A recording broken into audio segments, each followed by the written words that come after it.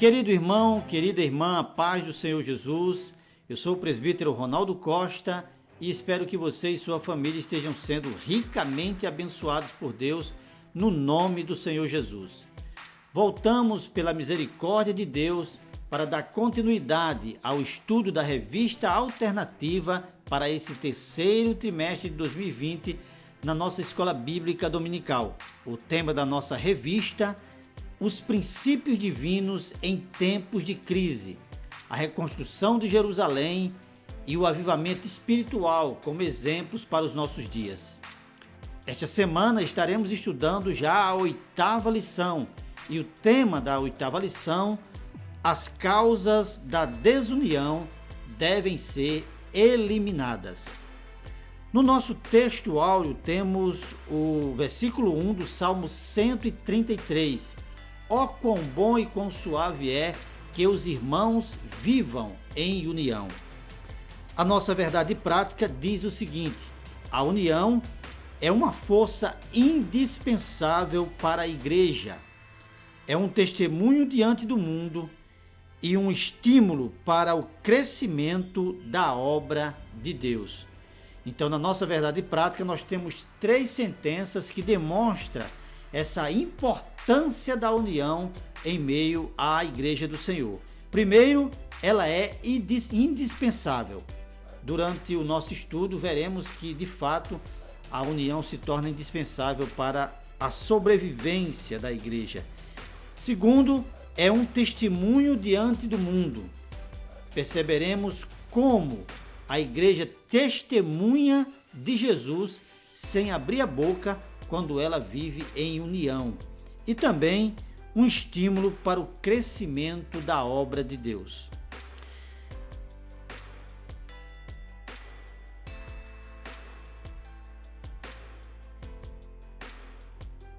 O objetivo geral da nossa lição: destacar que a união é indispensável para o crescimento e sustentabilidade da obra de Deus. Queridos, antes de nós entrarmos na nossa introdução, eu queria dar boas-vindas para você que está voltando ao nosso canal e também para você que está chegando aqui pela primeira vez.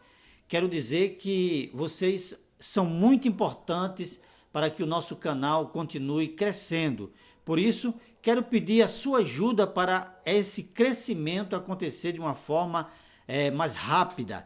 Você pode contribuir dando like neste vídeo e também se inscrevendo no nosso canal. Não esqueça de ativar o sininho para receber o aviso de novos vídeos. E também não deixe de compartilhar o nosso canal, nossos vídeos, com os professores que você acredita que poderá ser ajudado pelos comentários que nós aqui postamos. Faça isso e você estará contribuindo para a Escola Bíblica Dominical em todo o Brasil. Vamos então à nossa introdução.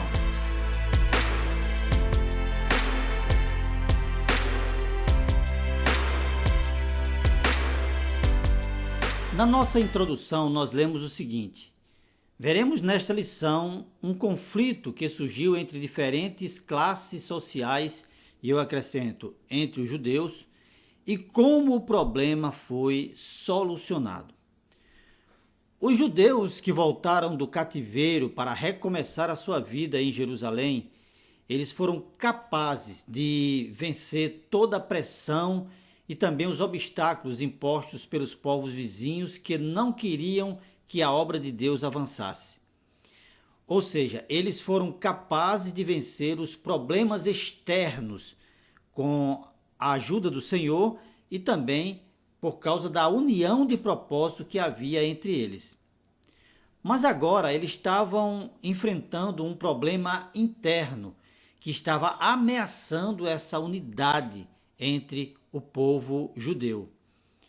Quando nós chegamos ao Novo Testamento, encontramos Jesus ensinando que a desunião, que a falta de unidade é uma grande ameaça à unidade de propósito de qualquer grupo. Nós lemos em Mateus capítulo 12, versículo 25, Jesus ensinando o seguinte: Jesus, porém, conhecendo os seus pensamentos, disse-lhes: todo reino dividido contra si mesmo é devastado, e toda a cidade ou casa dividida contra si mesma não subsistirá. Então perceba que o povo judeu estava correndo um grande risco por causa desse problema interno que estava causando desunião entre dois grupos principais de judeus, os pobres e os ricos. O ponto número 1 da nossa lição diz o seguinte: a união caracterizava os judeus libertos do cativeiro. O objetivo desse ponto é explicar que a união caracterizada no período pós-exílio serve de referência para a Igreja do Senhor. O nosso primeiro tópico nesse primeiro ponto é qual a base da união, e o nosso comentarista ele divide esse tópico em duas partes, letra A e letra B.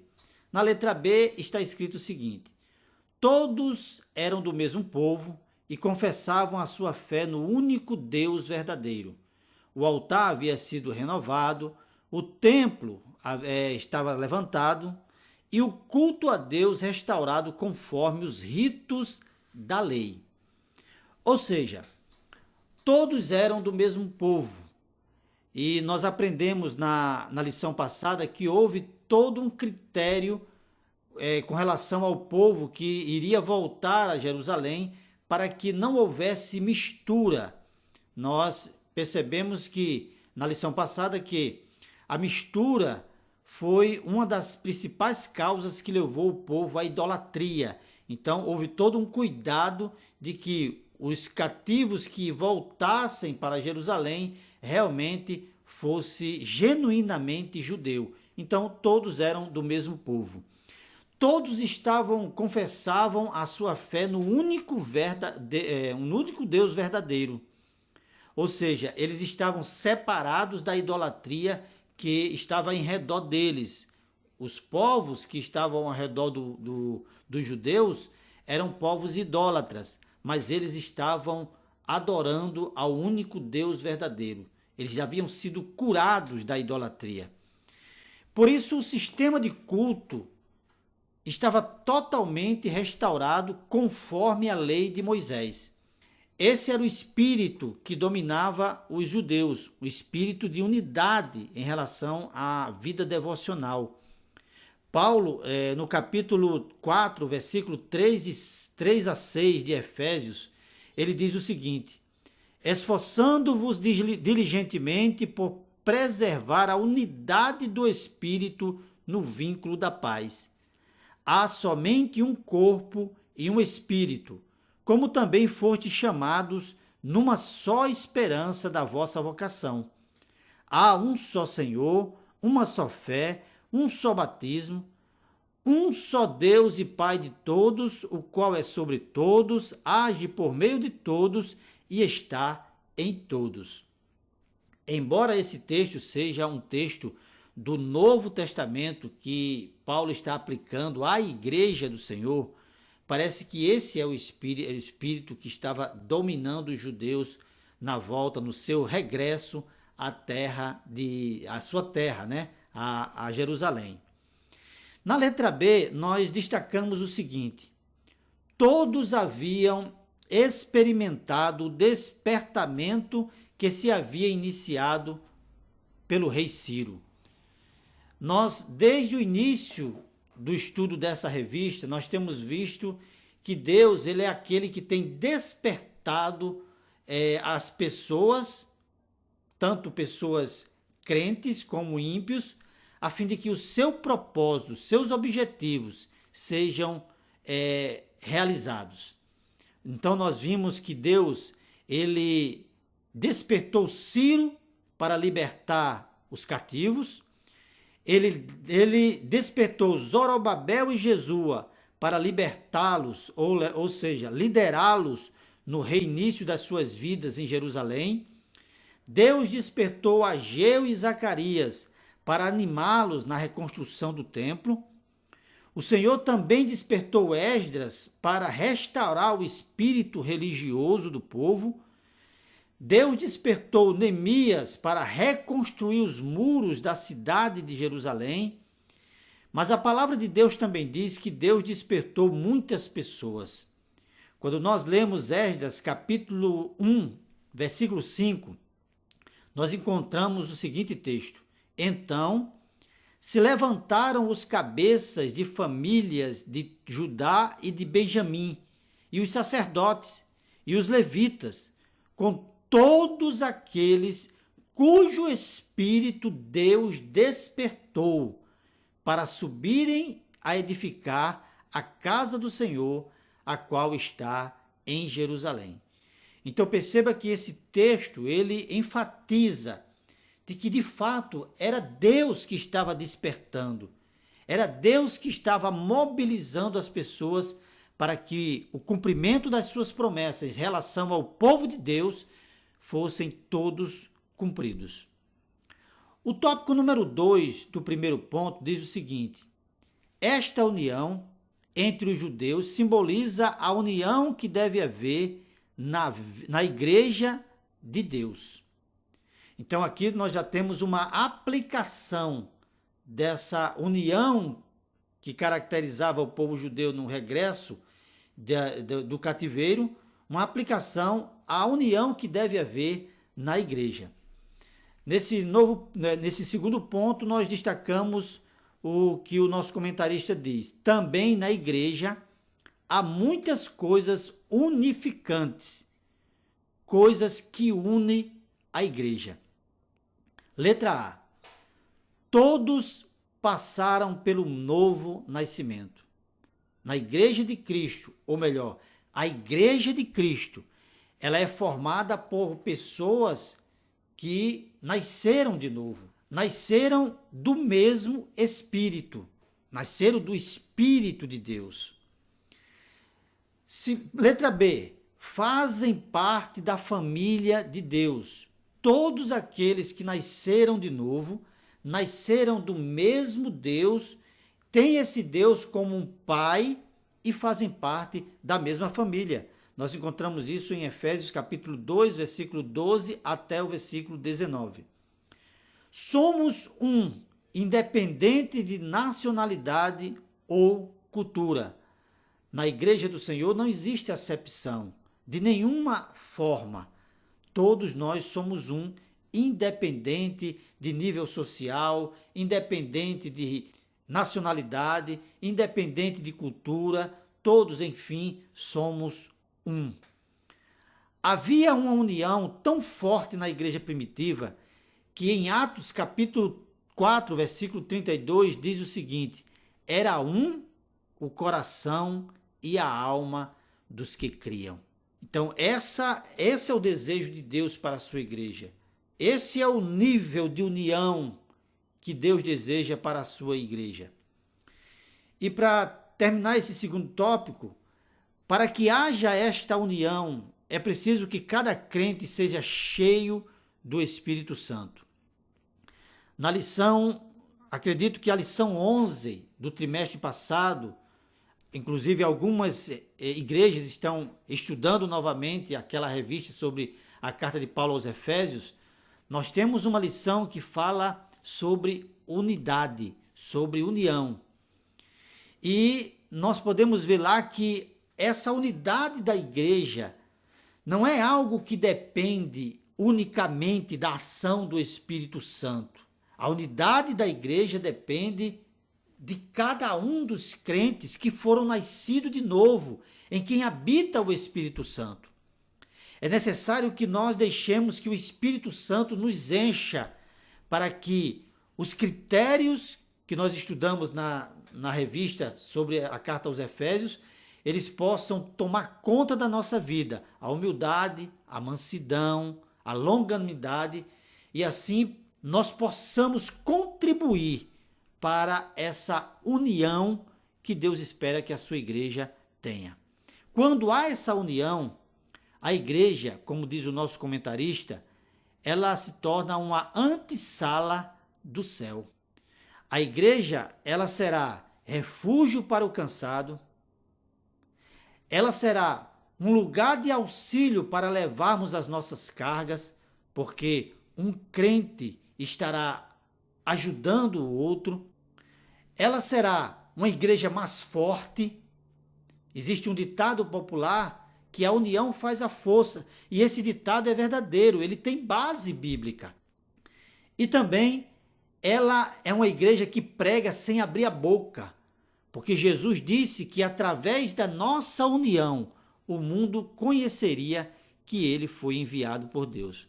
Isso está escrito em João capítulo 17, versículo 21 e 23, que eu estarei lendo, mas que nós voltaremos a esse versículo mais adiante. Mas ali está escrito o seguinte, e Jesus está orando e dizendo, a fim de que todos sejam um, e como és tu, ó Pai, em mim, e eu em ti, também sejam eles em nós, para que o mundo creia que tu me enviastes.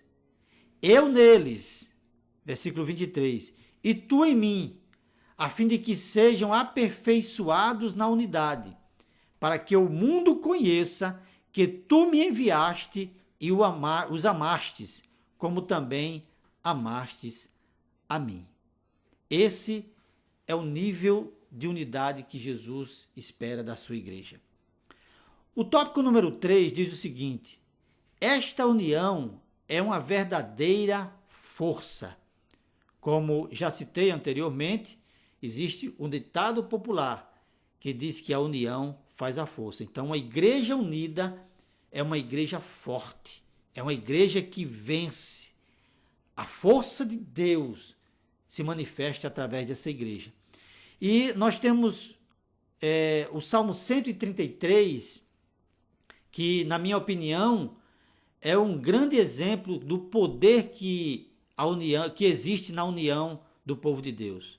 Ali, o salmista, ele canta o seguinte, ó quão bom e quão suave é viverem unidos os irmãos. É como o óleo precioso sobre a cabeça, o qual desce para a barba de Arão, e desce para a gola de suas vestes. Versículo 3. É como o orvalho do Hermon, que desce sobre os montes de Sião.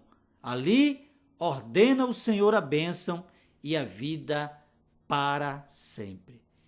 Meus irmãos, existe uma interpretação sobre esse salmo que mostra como uma igreja, uma família, um grupo unido, ele é alvo da bênção de Deus.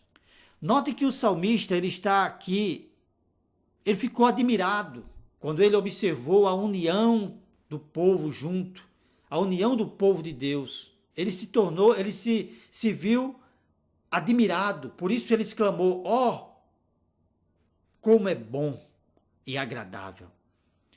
O versículo 2 diz que a união é como óleo precioso sobre a cabeça de Arão.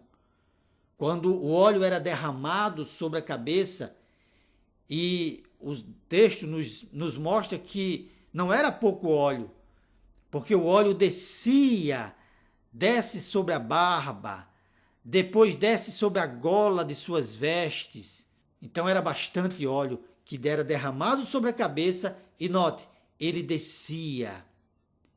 É como o orvalho do Hermon, o monte Hermon, que desce sobre os montes de Sião. O Hermon é um dos montes mais altos da Palestina. Ele tem quase 3.000 metros de altitude.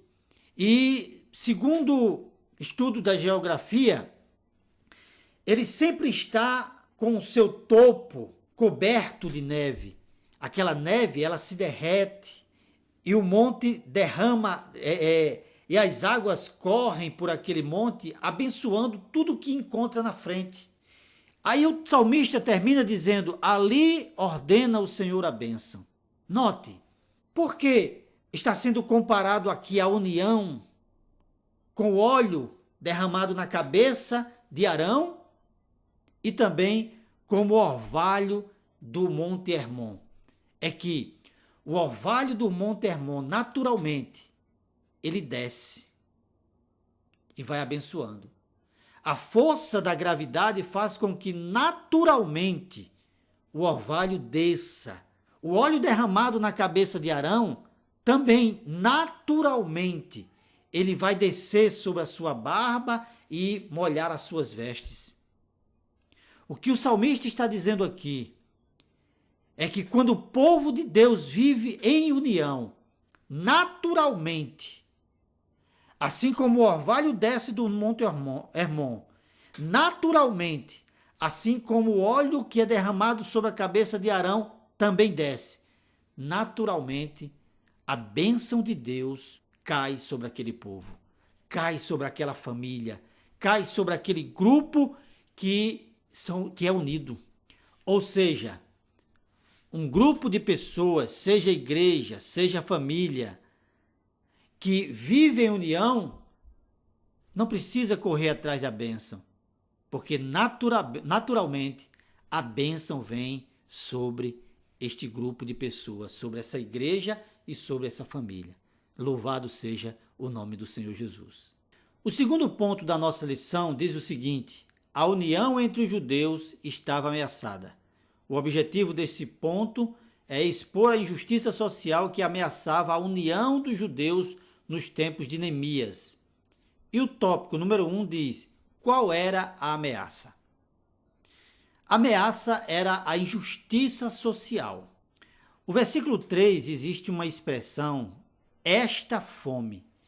A partir dessa expressão que existe nesse versículo número 3, muitos entendem que a terra naquele momento passava por uma seca muito grande, o que levava os mais pobres, obrigava os mais pobres a recorrerem aos mais ricos para pedirem dinheiro emprestados a fim de sobreviverem.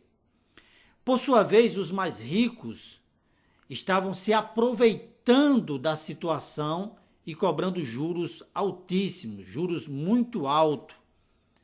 Quando os pobres não tinham como pagar essa dívida, o que acontecia é que as suas propriedades eram tomadas e, inclusive, eles vendiam a si mesmos e aos seus filhos como escravos aos mais ricos. Champlin, em seu comentário, ele diz o seguinte: algumas famílias foram obrigadas a vender suas casas e suas terras aos ricos e ficaram sem meios de sobreviver. Alguns, sem dúvida, venderam a si mesmo e a seus filhos como escravos para os mais ricos. Essa atitude, ela era uma atitude que ia de encontro à lei de Moisés. A lei de Moisés, a observância à lei de Moisés, havia sido um marco na vida dos cativos que voltaram para Jerusalém até aquele momento. Nós lemos em Esdras, capítulo 1, que o altar foi levantado conforme a lei de Moisés e, enfim, todas as coisas que os cativos fizeram assim que chegaram na sua terra, na terra de Jerusalém, era conforme a lei de Moisés. Eles estavam dispostos a, de fato, viver conforme a lei de Moisés. Mas agora, os ricos estavam tomando uma atitude em relação aos mais pobres que ia de encontro a esta lei. Por exemplo, nós lemos em Êxodo, capítulo 22, versículo 25, o seguinte: se emprestares dinheiro ao meu povo, ao pobre que está contigo, não te haverás com ele como credor que impõe juros. Deuteronômio capítulo 23, versículo 19, diz o seguinte: a teu irmão não emprestarás com juros, seja dinheiro, seja comida ou qualquer coisa que é costume se emprestar com juros.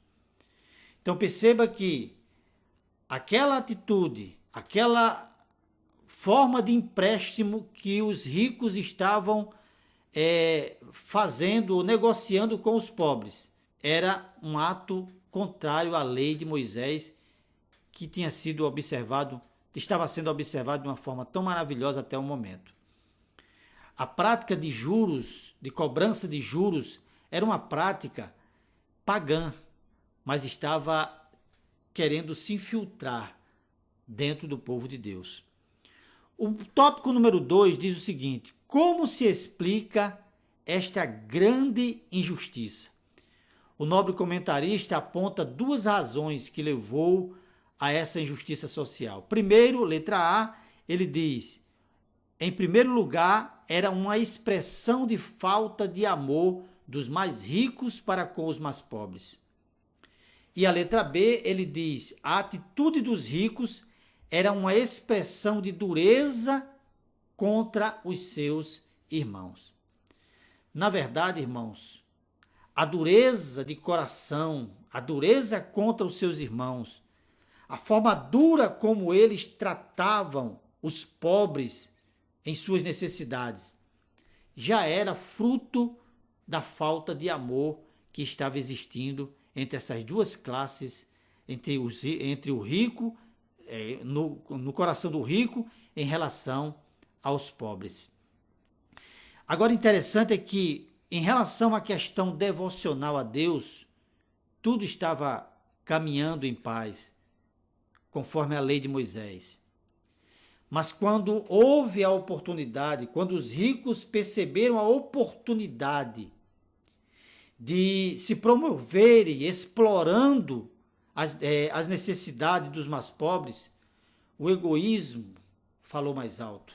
E nós precisamos ter muito cuidado em relação a isso, porque não adianta demonstrar uma devoção a Deus, uma espiritualidade ao Senhor, um temor a Deus, quando na prática, em relação ao próximo, eu não mostro essa devoção. O Novo Testamento nos ensina que nós não podemos de forma alguma amar a Deus se nós não amamos o nosso irmão.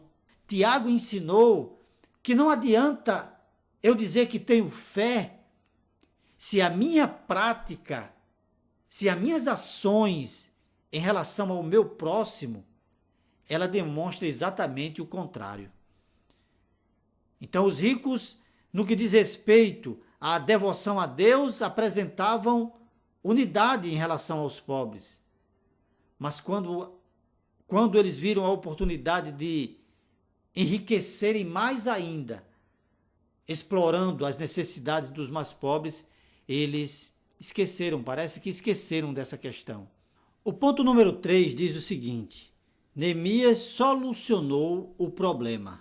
O objetivo dos pontos 3 e 4 é mostrar as medidas adotadas por Neemias, que manteve o povo unido em um só propósito. O tópico número 1 diz o seguinte: Neemias convocou um grande ajuntamento.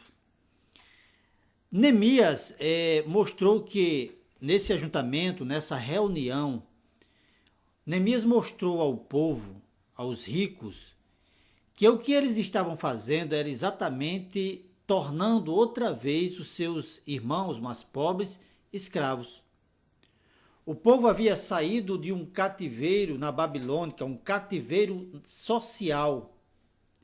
E agora, os seus próprios compatriotas ricos estavam novamente escravizando eles numa escravidão econômica. E isso que eles estavam fazendo, primeiro, feria os princípios bíblicos, como nós já vimos no ponto anterior. E, além do mais, servia de testemunho, era um mau testemunho para as nações ou para os povos vizinhos que viviam em redor dos judeus, porque isso era uma prática pagã e não uma prática autorizada pelo Senhor no meio do seu povo. O ponto número 2 diz que Neemias ele fez uma proposta conciliadora. E a proposta de Neemias foi que tudo que foi tomado dos pobres, inclusive a cobrança, os juros que foram cobrados, fossem devolvidos para eles. Nessa proposta, Neemias incluiu a si mesmo, porque, segundo o texto bíblico, ele também estava emprestando dinheiro a juros. Neemias capítulo 5, versículo 10 diz o seguinte: os meus irmãos e os meus homens de confiança também estamos emprestando dinheiro e trigo ao povo, mas vamos acabar com a cobrança de juros. Essa é a tradução NVI do capítulo 5, versículo 10 de Neemias. No tópico número 3, a proposta de Neemias foi acatada. O comentário bíblico Bacon diz o seguinte: as palavras de Neemias, nesta ocasião, parecia levar consigo a própria autoridade de Deus, pois receberam uma pronta resposta por parte dos judeus nobres ou dos judeus ricos. Restituiremos, disseram eles, e nada procuraremos deles. Faremos assim como dizes. Está no versículo 12. Então a proposta de Neemias ela foi acatada. E a partir daí Neemias tomou o cuidado de levar os ricos que estavam fazendo essa promessa de devolver aos pobres tudo aquilo. Ele levou os ricos a fazerem um juramento diante dos sacerdotes do Senhor, que representavam a própria autoridade do Senhor Jeová. Eu separei alguns textos que podem ser explorados pelos professores, pelos irmãos, para poder enriquecer um pouco mais a sua aula. Os textos são o seguinte: Jesus disse: na verdade, sempre tereis os pobres convosco. Isso está em Mateus capítulo 26 e versículo 11. Então, não existe aquela doutrina de que todo crente deve ser rico. Jesus disse que os pobres teremos conosco. 2 Coríntios capítulo 8, versículo 9, Paulo louva aos coríntios, ou melhor, segunda carta de Paulo aos Coríntios, capítulo 8 e capítulo 9. Veja todos os dois capítulos por inteiro. Paulo louva aos coríntios pela sua prontidão em compartilhar com os cristãos necessitados.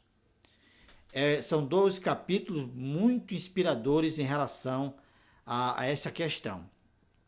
Provérbio capítulo 28, versículo 27 diz que quem dá aos pobres não passará necessidade. Isso é uma palavra, uma promessa da palavra de Deus.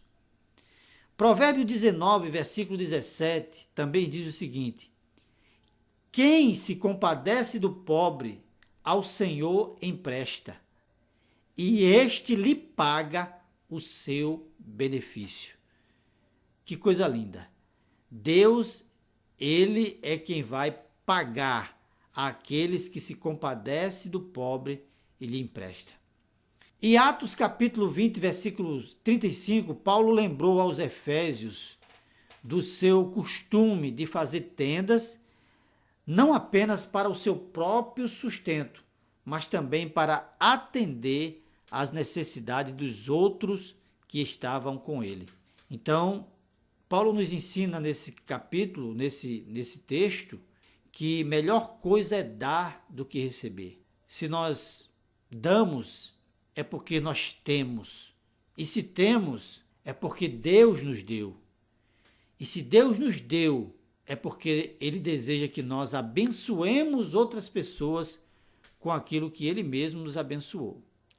Antes de nós adentrarmos no quarto ponto, eu gostaria de avisar os irmãos que semanalmente estaremos tentando fazer com que semanalmente nós publiquemos até a sexta-feira um novo vídeo.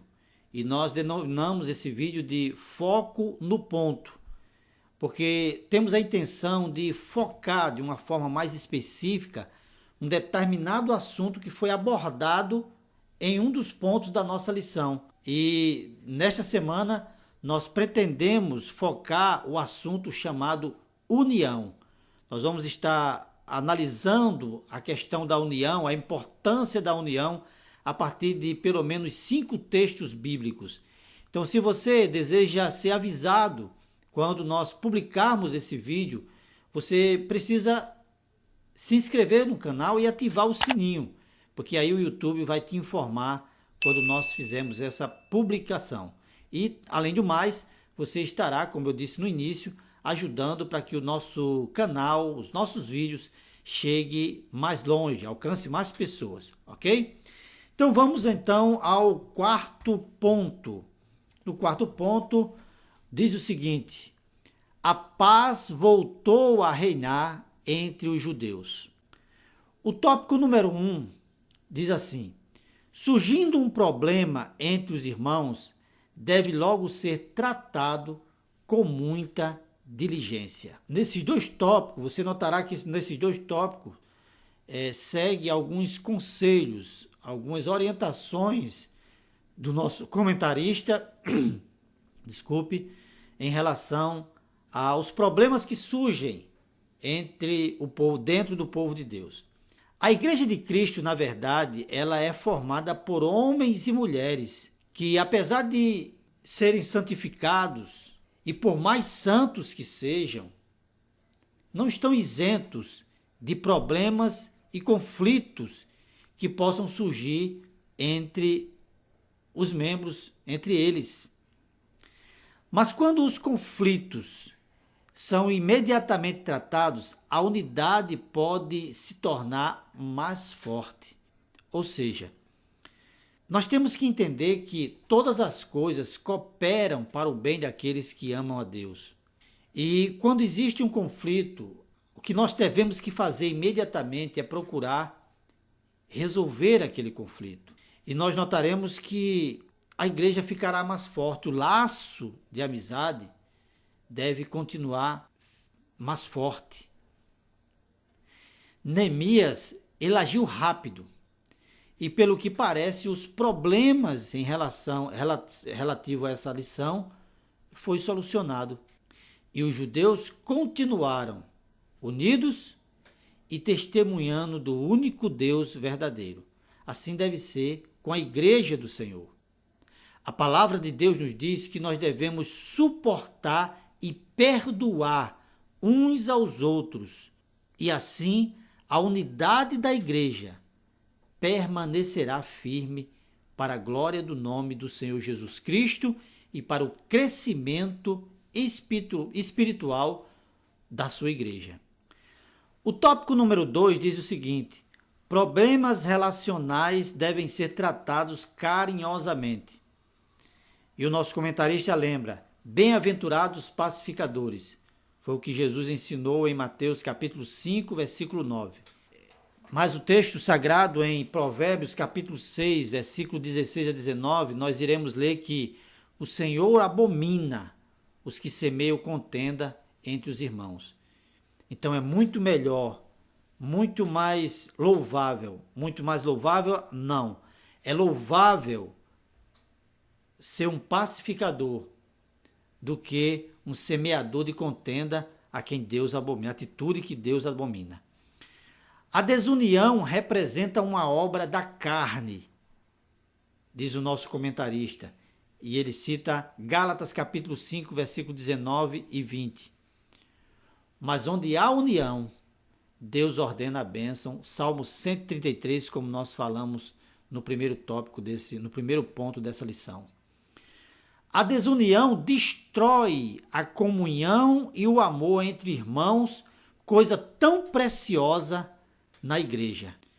Por isso mesmo, Jesus orou pela unidade, pela união do seu povo.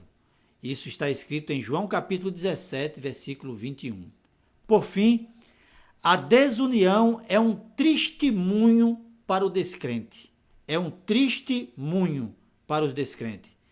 Mas a união dos santos testemunha de Cristo para o mundo. João capítulo 17, versículo 21 e 23. Meus irmãos, eu quero agradecer a Deus por você que assistiu até esse momento e quero pedir que, se você acha que esse vídeo pode acrescentar na sua aula e acrescentar alguma coisa na aula de outros professores, mais uma vez eu peço que você deixe um like nesse vídeo, que você se inscreva no nosso canal e ative as notificações e também compartilhe esse vídeo com outros professores. Quero desejar que Deus abençoe a sua vida, abençoe a sua família, enriqueça a todos na sua casa e que Deus nos dê condição, que Deus nos ajude para que a semana que vem nós possamos voltar em nome do Senhor Jesus. Até lá, Deus lhe abençoe.